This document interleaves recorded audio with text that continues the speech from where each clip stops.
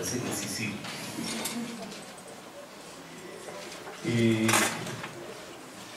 Pues vamos a realizar dos secciones que seguramente van a ser un poco agotadoras. Para la primera sección vamos a trabajar el concepto de el oficio del contador, para que vayamos mirando cuáles son nuestros probables escenarios de ejercicio profesional y cómo va a jugar la regulación profesional en relación con ese ejercicio profesional. Para eso, entonces voy a utilizar esa presentación, esa nomás, unita. En la segunda parte, después del refrigerio, entonces vamos a abordar un tema mucho más puntual relacionado con la regulación profesional.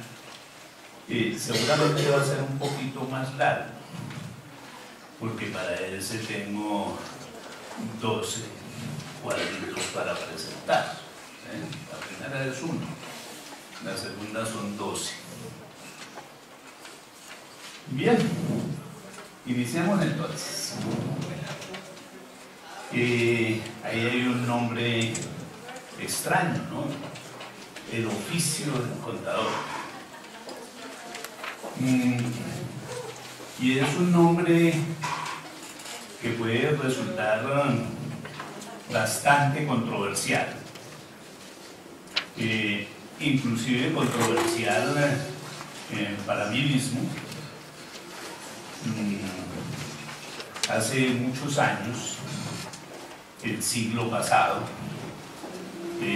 escribí por ahí un artículo que se encuentra reproducido en mi libro de Reflexiones Contables, y en ese artículo yo hacía todo un trabajo de diferenciación entre el concepto de profesión y el concepto de oficio. Y básicamente la diferenciación que yo planteaba entre el concepto de profesión y el concepto de oficio es que el oficio era un quehacer permanente de una persona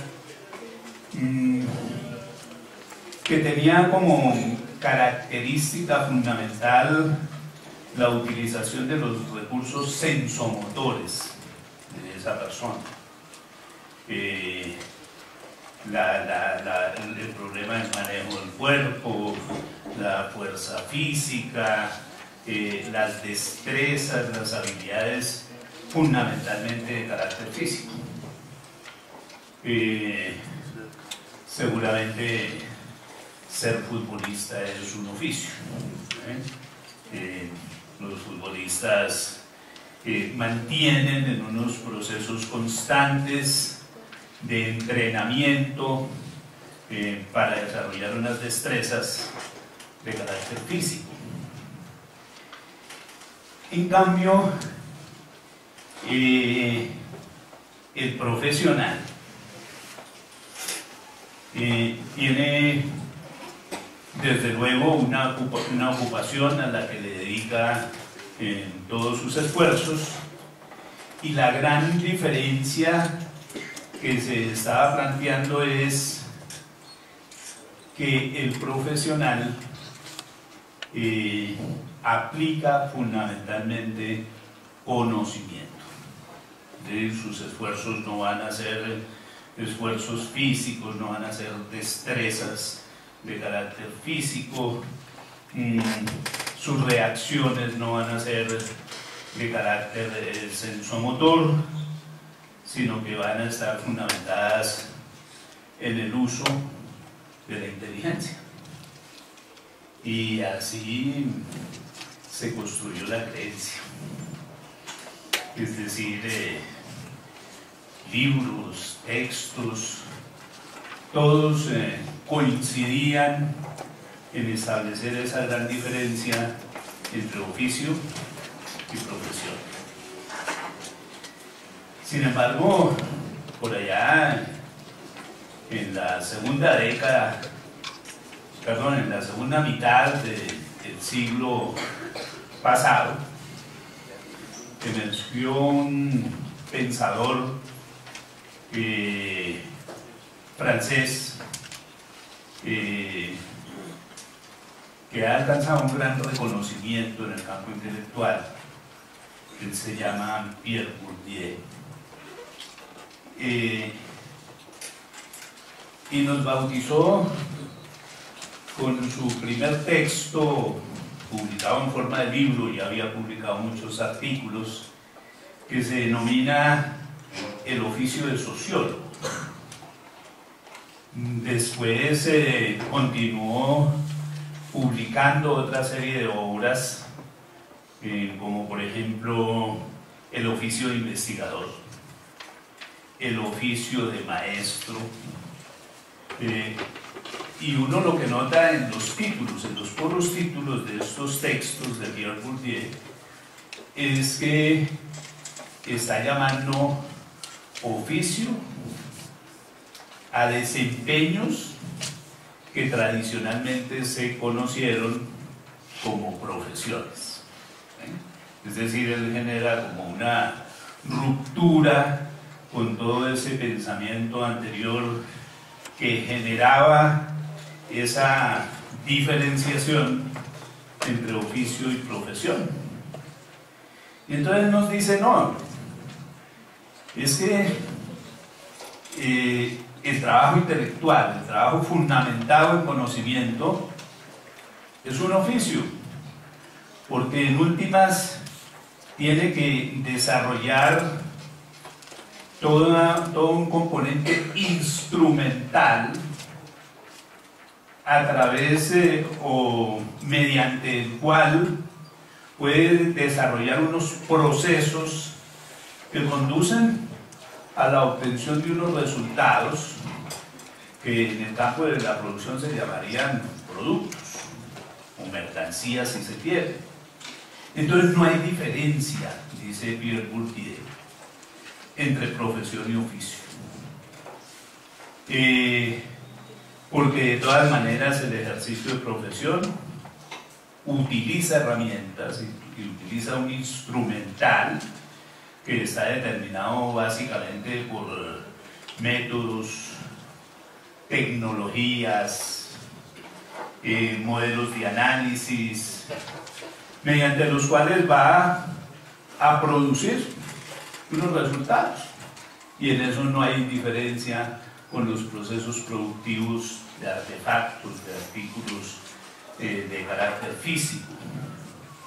Y entonces la teoría de Bourdieu se impuso en todo el mundo intelectual, y entonces hoy nosotros hablamos sin ningún complejo de oficios intelectuales, y vamos a vincular dentro de esos oficios intelectuales el oficio de contador. Lo que vamos a pretender en esta primera sección es mirar para qué nos formamos, cuáles son las cosas que podemos hacer en términos de un ejercicio profesional. Algunos pedagogos lo llamarían cuál va a ser nuestro campo específico de trabajo, en qué nos vamos a ocupar. Entonces yo he construido ese cuadrito. Ese creo que era una deuda que había en términos de mirar cuál era el oficio del contador, porque parece que no estamos como muy informados de todas las cosas que podemos hacer. Entonces se clasificó ese oficio de contador básicamente en 4 dimensiones. Funciones administrativas al servicio del Estado, funciones administrativas en instituciones privadas, ejercicio profesional independiente y trabajo en el campo del conocimiento.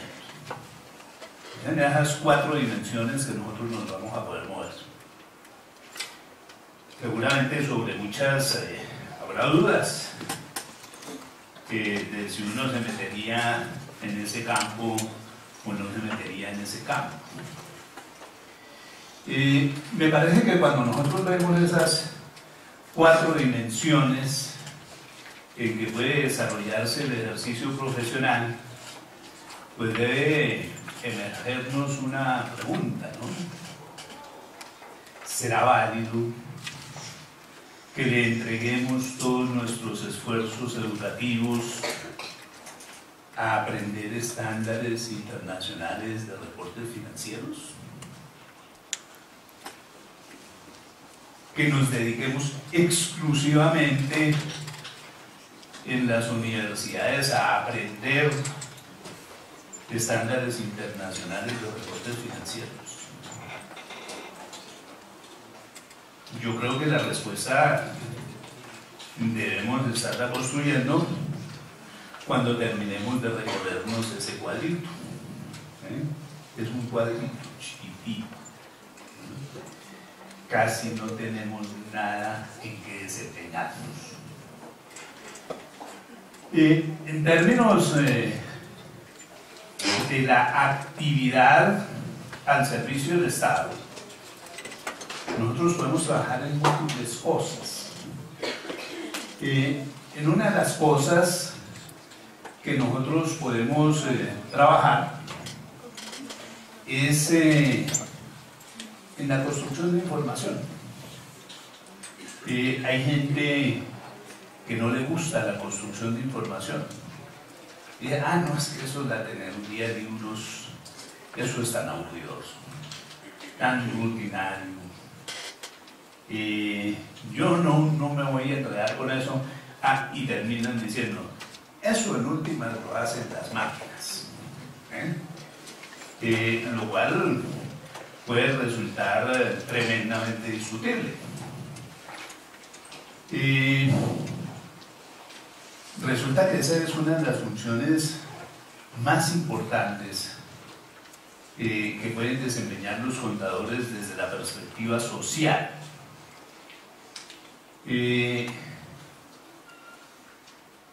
La función social del contador es construir confianza. En eso nosotros no nos podemos equivocar. Hay hasta textos que dicen que la función social del contador consiste en dar fe pública. Eso no es cierto. Dar fe pública es un instrumento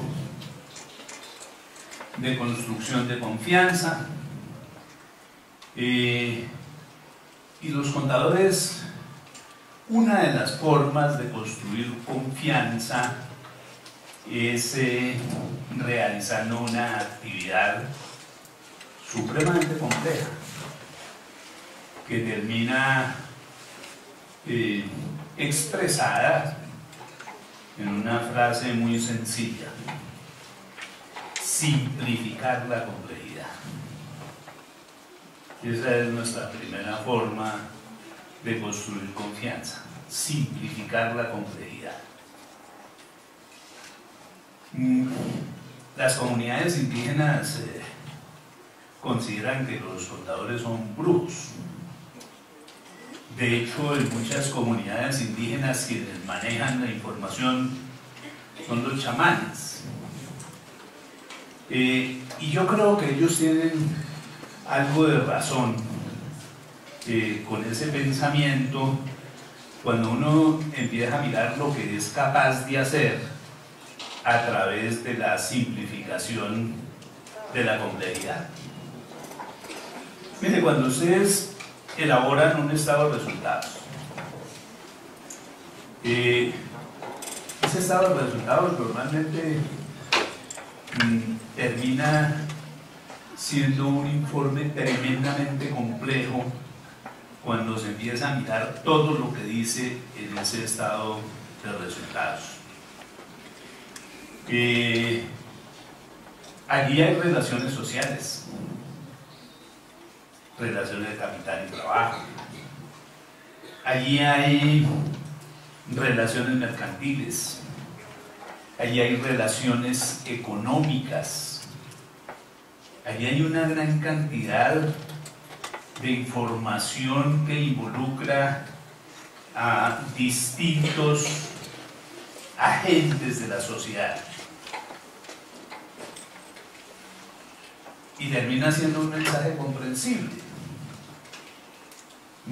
Yo a veces utilizo por ahí algunos ejemplos que tienen la particularidad que de pronto tienen la capacidad de explicar las cosas de una manera más sencilla que los discursos rigurosos. Hay un científico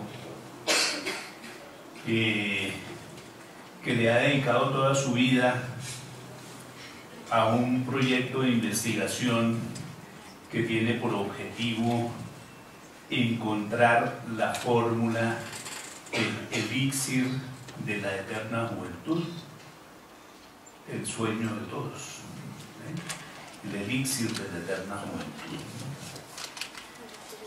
El tipo dura 40 años trabajando ese proyecto de investigación y al cabo de los 40 años logra construir esa fórmula del elixir de la eterna juventud y entonces dice: ahora sí voy a vivir bueno.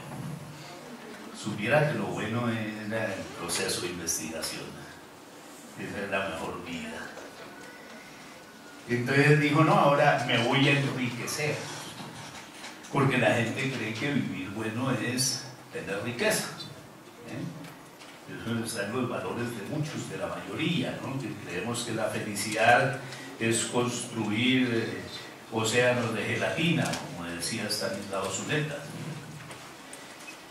Entonces él convoca a una reunión de la plutocracia de su ciudad, gente más rica, y entonces empieza a explicarles: he descubierto la fórmula para producir el elixir de la eterna juventud.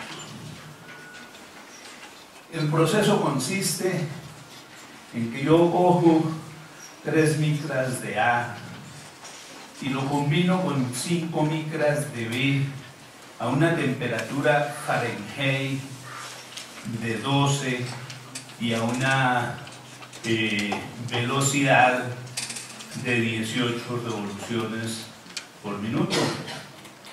Y luego lo mezclo con 17 micras de C y 25 micras de D y subo la temperatura a 35 Fahrenheit y la velocidad a 5 revoluciones por segundo. Y se echa todo ese discurso como media hora. Y termina: y obtengo el elixir de la eterna juventud. Y de inmediato todo el mundo empieza a aplaudir. Lo aplaudían con pasión. Este tipo es un genio, ¿no? Y entonces dispara. Bueno, entonces yo necesito que ustedes coloquen 1.000 millones de pesos para montar la planta. Yo me quedo con la mitad de las ganancias y la otra mitad es para ustedes, porque es que yo llevo 40 años trabajando en eso. Y todo el mundo, yo ahí no meto mi plata. Yo no entendí, pues por eso era que lo aplaudían, porque no habían entendido. ¿Sí? Entonces todo el mundo era admirándolo porque decía cosas inentendibles. Todo el científico llevaba su plan B. Entonces le dice, contador, venga a ver. Entonces el contador llega y les dice, mire, el asunto es así de sencillo.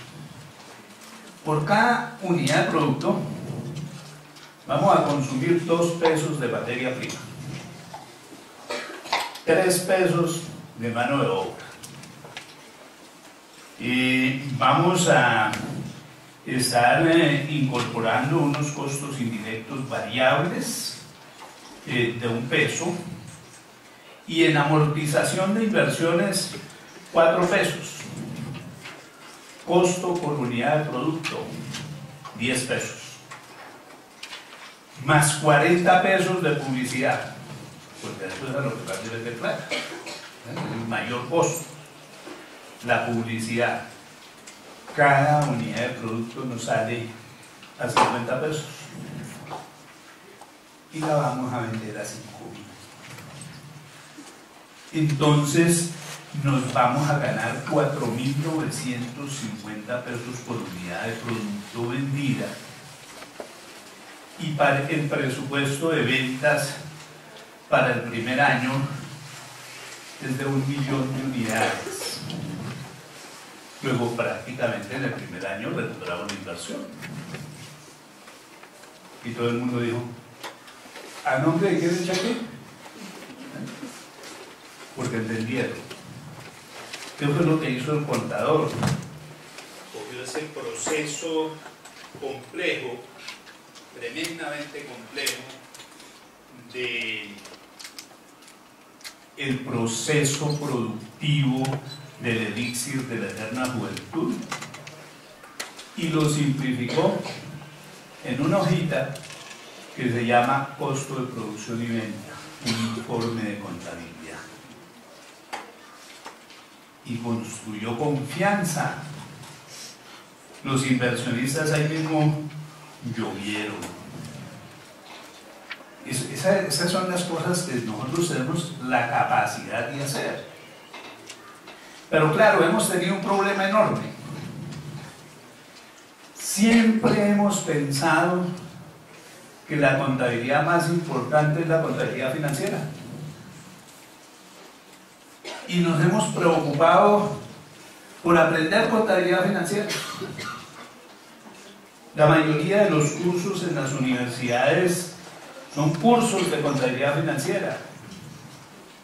El 2649, los estándares que se producen en Estados Unidos, que se conocen como los USGAP, los estándares internacionales de reportes financieros.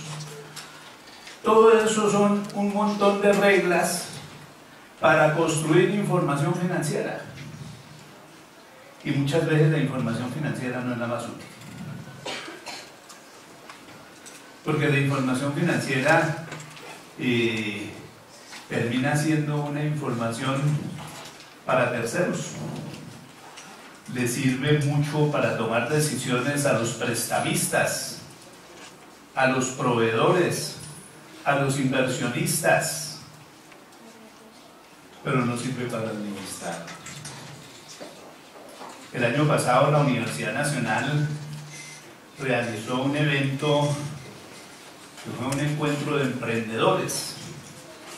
Se trataba de construir un diagnóstico, a ver cuáles eran los obstáculos que determinaban que en Colombia el emprenderismo fuera tan débil que Colombia en estándares internacionales del Banco Mundial, en clasificaciones más bien internacionales del Banco Mundial, estaba por allá en el lugar 75. Y la conclusión del evento fue que habían dos cosas que mataban el emprenderismo en Colombia. La primera, los impuestos. Y la segunda, las normas contables. Y ellos decían, nosotros no vamos a aplicar esas normas. Que se olviden. A nosotros esa información no nos sirve para nada. Nosotros necesitamos es contabilidad de gestión. Una contabilidad que nos muestre las características del proceso productivo, que nos muestre cómo es que vamos metiendo la plata en el proceso y cómo vamos obteniendo resultados del proceso, y eso no lo da la contabilidad financiera. La contabilidad de gestión nos permite a nosotros realizar un profundo control de los procesos, alimenta todas las decisiones de tipo administrativo. Y entonces es cuando uno tiene que empezar a pensar.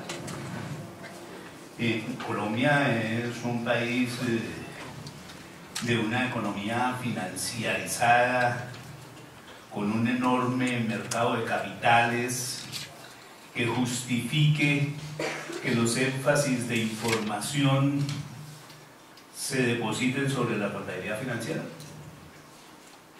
Y nosotros llegamos a una conclusión muy sencilla. El 86% de las empresas colombianas son microempresas, que son propiedad personal o de familia. Solamente el 10%, 11% son pequeñas empresas. El 4% son medianas. Y menos del 1% se consideran grandes, aunque en realidad aquí no hay grandes empresas. No solamente en Colombia, en América Latina. De acuerdo con mediciones establecidas a nivel global, en América Latina hay 3 grandes empresas. Petrobras de Brasil, Pemex de México y PDVSA de Venezuela, que es la más grande de todas. Ecopetrol no hace una división de la Texas. Aquí nos tratamos nosotros ahí de darnos, echarnos cuentos de que es que tenemos unas empresas super globales. Eso es falso. Entonces, ¿para qué necesitamos esa información? ¿Qué es lo que hacen las empresas que existen en Colombia? Comercializan, prestan servicios, hacen manufactura, así sea con tecnologías incipientes, es decir, están en procesos productivos, no en mercados de capitales. Lo fundamental para nosotros es la contabilidad de gestión. Eso es lo que tiene el mercado en Colombia, la contabilidad de gestión. Y nosotros la hemos abandonado. Debería ser nuestro mayor énfasis. Es donde más se consigue trabajo, porque es donde hay menos competencia.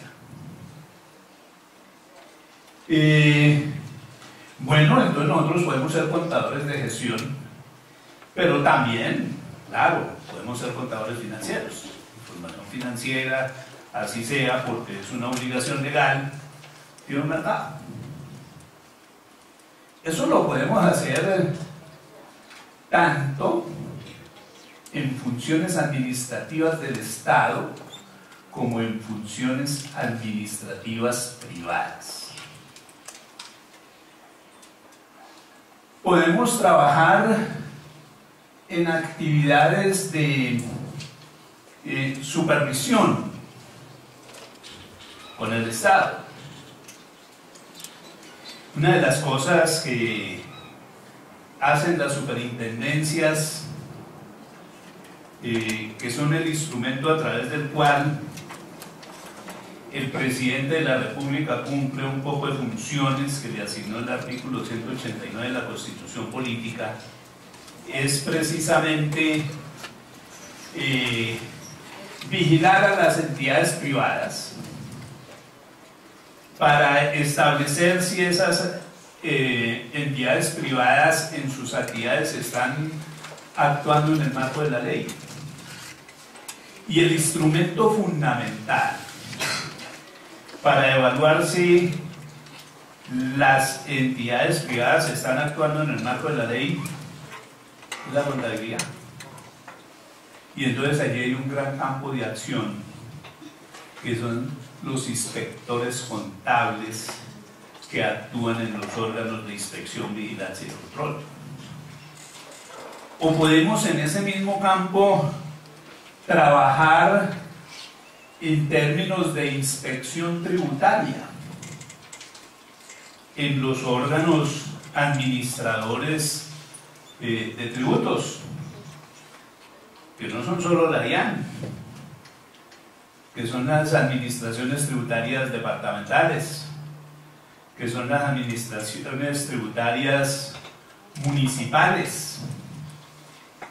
Y ahí tenemos nosotros otro campo de acción enorme al servicio del Estado.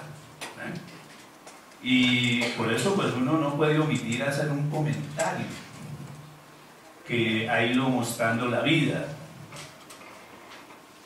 ¿Cómo forman a los profesionales en las universidades en el campo de los impuestos? Oiga, los forman con camiseta, para que tomen partido por una de las secciones en la relación Estado-contribuyente. Los entrenan para que defiendan los intereses de los contribuyentes, en lugar de formarlos para que sepan tributación y puedan hacer control tributario. Y eso no tiene camiseta. Yo podría ejercerlo con el sector privado, pero también con el sector público.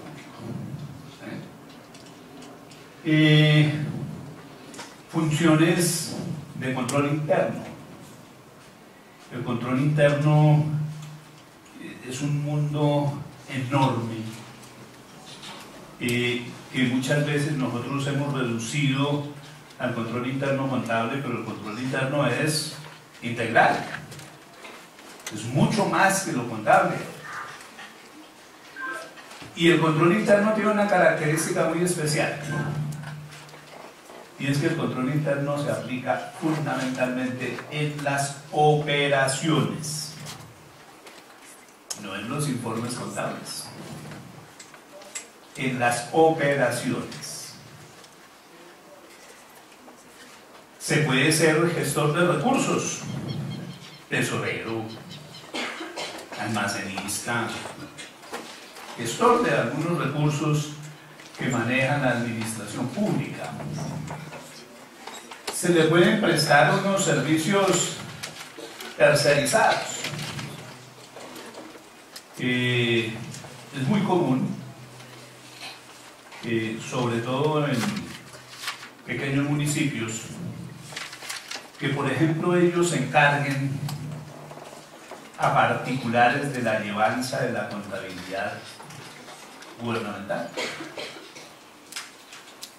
Outsourcing al servicio del Estado. Ese es otro gran campo de trabajo. Se puede cumplir funciones de analista financiero, no tanto de los análisis restringidos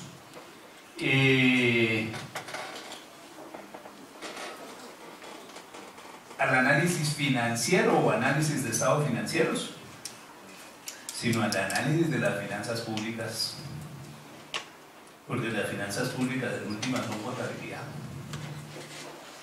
Y ese es un campo de acción que muchas veces nosotros hemos abandonado, no competimos en él, pero es un campo supremamente interesante de ejercicio profesional. Yo en mi vida profesional tuve la fortuna de que recién empezando mi ejercicio profesional fui analista financiero del distrito, donde mirábamos era el problema de las finanzas públicas, construcción y evaluación de informes relativos a las finanzas públicas.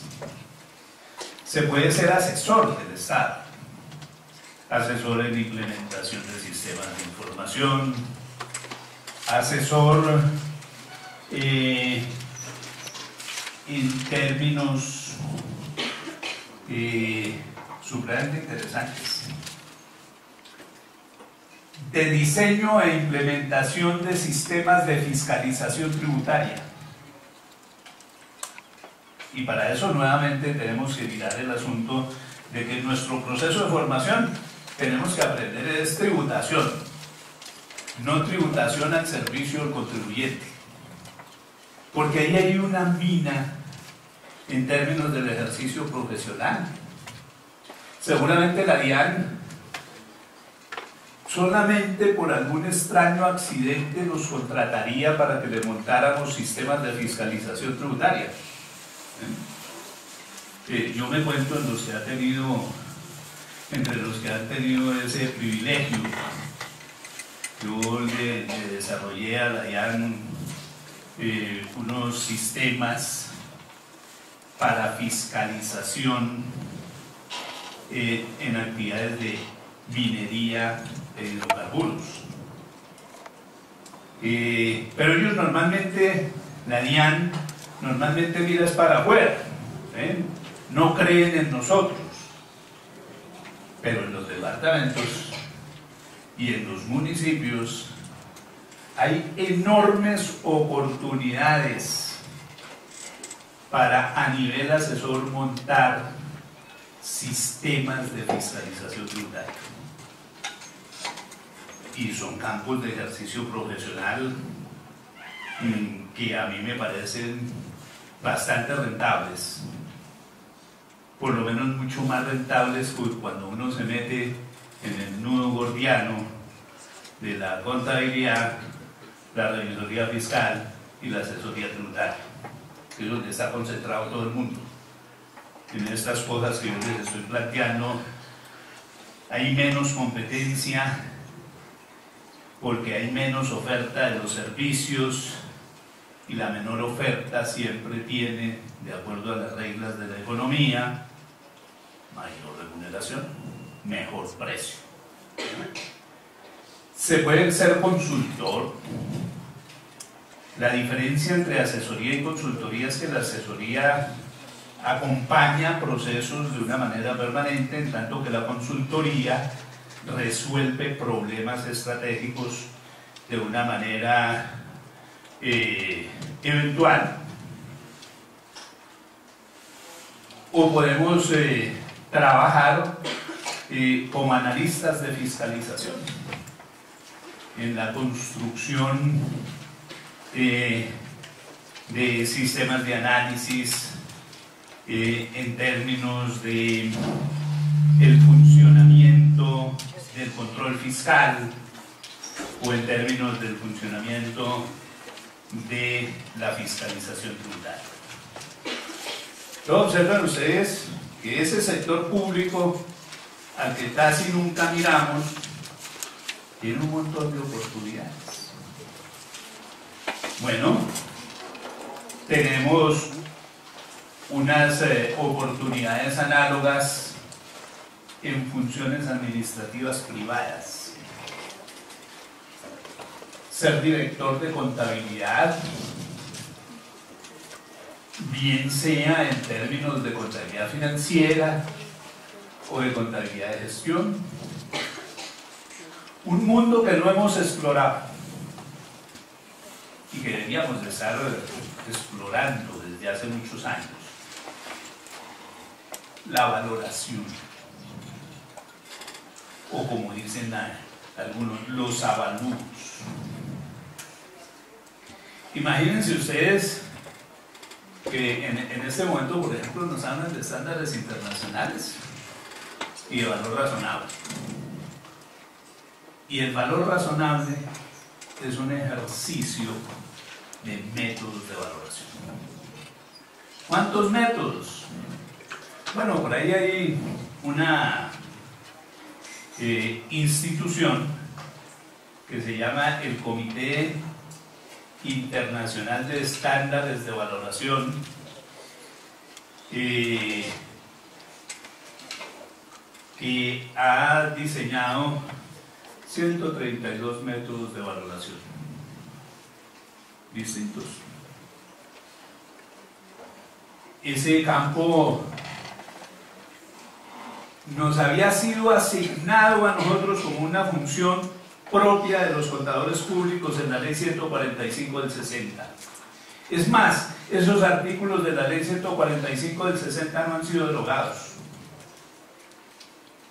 Pero nosotros hemos perdido ese mercado porque no hemos actuado allá. Yo pregunto así, como una pregunta al vuelo: ¿a cuántos de ustedes les han enseñado en las universidades cálculo actuarial o valoración? Sistemas de valoración. Y eso hoy es una mina, y es una actividad que paga muy bien. En Colombia hay muy pocos actuarios, pero muy pocos actuarios, y son oportunidades de trabajo realmente interesantes. Podemos ser gerentes tributarios en las organizaciones privadas, gestores de recursos, directores financieros, contralores. El contralor es un cargo de un superejecutivo que tiene la capacidad de manejar simultáneamente sistemas de información y de control interno. Podemos ser analistas financieros, prestar servicios tercerizados, ser asesores, ser consultores, ser directores de control interno. Repito, el control interno es un mundo enorme que no se queda en el campo simplemente de la contabilidad. Y, por supuesto, podemos ser contadores de gestión. Y esa sí es una necesidad de nuestra economía, y que paradójicamente no estamos abordando. Entonces ahí ya tenemos dos dimensiones del ejercicio profesional. Y viene la dimensión que a mucha gente es la que más le interesa: el ejercicio profesional independiente.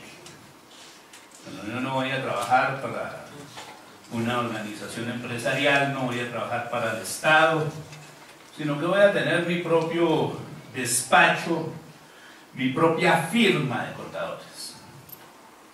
Porque además hay que aclarar qué significa eso de firma de contadores. Lo voy a colocar también con un ejemplo. En alguna oportunidad la Superintendencia de Servicios Públicos Domiciliarios sacó una convocatoria para que realizaran un trabajo de contabilidad regulatoria, que es distinto a contabilidad, a regulación contable.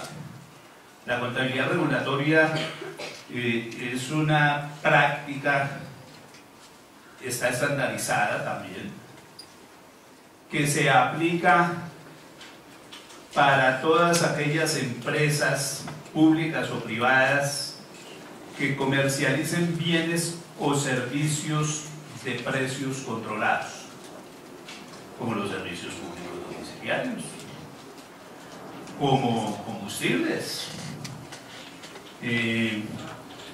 eventualmente algo otros que están tratando de meter en cintura, como los productos farmacéuticos. Entonces, la superintendencia fijó una condición para participar en ese concurso y dijo: podrán participar firmas de contadores públicos. A un colega, él se presentó su propuesta y lo descalificaron. ¿Cuál fue el argumento de la superintendencia para descalificarlo? Es que solamente pueden participar firmas. Yo le hice a él un trabajo de asesoría en ese campo. Le argumentamos a la Superintendencia de Servicios Públicos Domiciliarios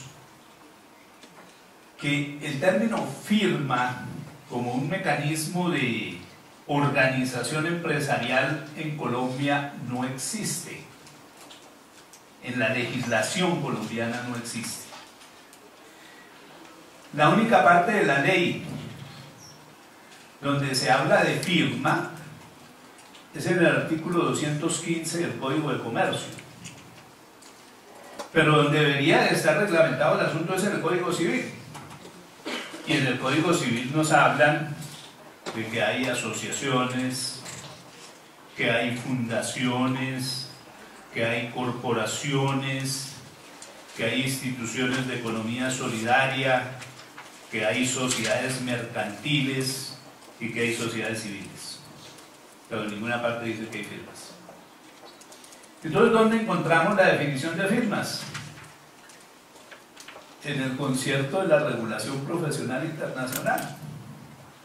Aquí eso no existe, pero a nivel internacional sí. ¿Qué es firma en términos de la regulación internacional? Firma es un despacho abierto al público para prestar servicios propios de profesiones liberales. Y eso es independiente de las formas de propiedad. Es decir, ustedes llegan y van y alquilan una oficina y empiezan a buscar clientes y a esperar clientes. Es un despacho abierto al público. Es una firma. Entonces eso es un elemento que debemos tenerlo como bien claro. ¿Qué podemos hacer nosotros en términos de ejercicio independiente de la profesión? Podemos ejercer la revisoría fiscal. La revisoría fiscal es, si se quiere, todo el mundo lo ha llamado la magistratura del ejercicio profesional. Es lo más digno, lo más importante del ejercicio profesional, que en nuestro medio ha sido terriblemente maltratado, porque la mayoría de la gente ha confundido la revisoría fiscal con la auditoría financiera, y esas son dos cosas totalmente distintas. Es un campo problemático de ejercicio, hay muchas responsabilidades. Cuando ustedes vean su sesión con el profesor Hernando Bermúdez sobre responsabilidades de los contadores públicos, se van a dar cuenta de la dimensión de las responsabilidades que esto arrastra. Pero la revisoría fiscal es un ejercicio de control integral de las organizaciones empresariales, no es la auditoría financiera. Control integral. Se puede actuar como auditor financiero, La auditoría financiera es otra forma de ejercer la profesión, distinta de la revisoría fiscal. Y seguramente cuando yo ejerza como auditor financiero me podrán reclamar que aplique los estándares internacionales de aseguramiento, porque esos fueron hechos para el examen de estados financieros y fundamentalmente para el examen de estados financieros de propósito general. Pero esos no sirven para hacer revisoría fiscal. En este momento estamos asistiendo a una situación supremamente curiosa. Las grandes firmas multinacionales de auditoría presionaron y siguen presionando intensamente por la adopción de los estándares internacionales de aseguramiento. Hace unos 2 meses, la Superintendencia de Industria y Comercio empezó a realizar una investigación en relación con 4 grandes empresas: RCN, Cargocol, una empresa de energía y otra que no recuerdo su nombre, porque esas empresas retenían las facturas de sus proveedores, no se las entregaban. Y resulta que hace un tiempo salió una ley que dijo: en Colombia todas las facturas son cambiarias, lo que implica que una persona puede coger la factura de un cliente, ir y descontarla del sistema financiero. Y entonces, si el cliente quiere tomarle el pelo con los plazos de la factura, que pelee con las instituciones financieras, porque al proveedor le toman el pelo, ¿no? Imagínense éxito, que compra 60 y paga 200 días. Entonces la superintendencia le dijo a esas empresas: su actuación es violatoria de la ley. Violatoria de la ley. Y entonces les voy a dar un masajito para que nunca se les vaya a olvidar. Más de 250.000 millones de multa entre las 4 empresas. 250.000, más de un cuarto de billón. Y enseguida le abrió investigación a los revisores fiscales. Ustedes no denunciaron oportunamente esa violación de la ley. ¿Y qué contestaron los revisores fiscales? Que paradójicamente eran las 4 grandes firmas multinacionales de auditoría: PricewaterhouseCoopers, Deloitte Touche Tohmatsu, KPMG Pitmarwen y Ernst & Young. Las 4. Está a punto de salir la sanción, 1.800 millones de pesos para cada uno. Y ellos dicen: ah, no, pero es que nuestro trabajo es examinar los estados financieros. Eso no está en las normas internacionales de aseguramiento. Y la Superintendencia de Industria y Comercio les dijo: sí, qué pena con ustedes, pues que ustedes no son auditores, ustedes son revisores fiscales. Y la revisoría fiscal es una cosa distinta. Eso se llama como víctimas de su propio mérito. No, eso no sirve para eso. Se puede ser auditor interno. Hay que entender muy bien qué es eso de auditor interno. El auditor interno es externo. Lo que pasa es que es un auditor independiente que no examina estados financieros, sino que examina los procesos internos de las organizaciones, los procesos de producción, los procesos de mercadeo, los procesos de cobranzas, todas esas cosas, de manera independiente, para evaluar si esos procesos en las organizaciones cumplen con unos estándares de eficiencia. Entonces yo puedo ser auditor interno, otra de las grandes funciones que nosotros hemos abandonado. No competimos en ese campo y es buenísimo. ¿Puedo ser perito evaluador? Como perito evaluador es un ejercicio supremamente interesante. Ajustador de seguros, evaluador de daños patrimoniales, evaluador de bienes, para distintos objetivos, y ese también es un campo supremamente interesante. Pero para ser perito evaluador hay que tener destrezas en el campo de la matemática. Fundamentalmente la matemática financiera, y nosotros como que no nos gusta mucho eso de la matemática, le tenemos como fobia, creemos que es difícil y eso es fácil. Miren, cuando yo fui a entrar a la Universidad Tecnológica de Pereira a hacer mi maestría, me dijeron nivelación de matemáticas. Y me soltaron un libro así, yo lo abrí, no entendía nada. Entonces, cuando uno no entiende nada, tiene que volver a las fuentes. Entonces, voy a volver a las fuentes. ¿Cuáles son las fuentes de las matemáticas? Pues Baldor. Baldor, que no era matemático y tampoco era árabe. Era un pedagogo cubano. Y entonces cogí la aritmética de Baldor.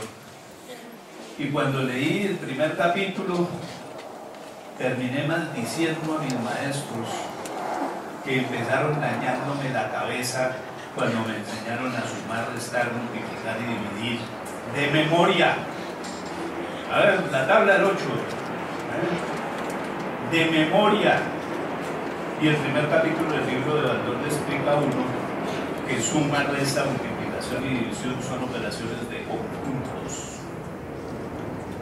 Y tratándolo como operaciones de conjuntos, eso es fácil. Y no hay que esforzar tanto la memoria. Y seguí estudiando la aritmética, el álgebra y el tercer libro clásico de Baldor que casi nadie lee, la geometría de Baldor. Desarrollé todos los ejercicios en 3 meses que tenía para presentar mi nivelación. Y cuando llegué al último capítulo del álgebra de Baldor, quedé sorprendido. El último capítulo del álgebra de Baldor se llama álgebra logarítmica. Esas son las matemáticas financieras. Álgebra logarítmica. Facilísimo. La vez de coger esa Baldor, ¿no? Si cogen ustedes a Moore, para aprender matemática financiera, seguramente les cuesta trabajo. Que le empiezan a unos niveles avanzados y no le muestra ya a uno esas bases que son determinantes. Entonces nosotros podemos trabajar como peritos evaluadores, como auxiliares de la justicia en controversias fundamentalmente entre comerciantes, o podemos ser contadores forenses. Ojo, contadores forenses, no auditores forenses. La auditoría forense existe, ¿no? Pero lo interesante es coger eso en un globo mucho más específico, que es el concepto de contaduría forense, donde vamos a desempeñar todos esos elementos clásicos de nuestros modelos contables, que son los de una contabilidad forense, una contabilidad orientada a la construcción de pruebas judiciales, y desde luego unos sistemas de control orientados a detectar irregularidades y construir pruebas judiciales. Todo eso podemos hacer desde el ejercicio independiente de la profesión, pero todavía nos queda otro campito. Podemos hacer trabajo de conocimiento, ser docente, ser decano o director de programas de contaduría, evaluador académico o paraacadémico, como también lo han llamado, investigador. La gente decía que uno no podía vivir de la investigación. En algo tenían razón, pues yo creo que vivo de la investigación, pero por eso es que no he engordado, porque es difícil. Se puede ser escritor, se puede ser conferencista, se puede ser panelista. Entonces observen ustedes que nuestro campo de acción es supremamente enorme. Eso implica que hay una gran cantidad de instrumentos que nosotros tenemos que asimilar en nuestro proceso de formación profesional. El conocimiento está creciendo todos los días. Y entonces es cuando uno no encuentra explicaciones de decisiones universitarias como esa de, ay, 5 años no somos competitivos, bajemos la carrera a 4. Y en algunas a 3.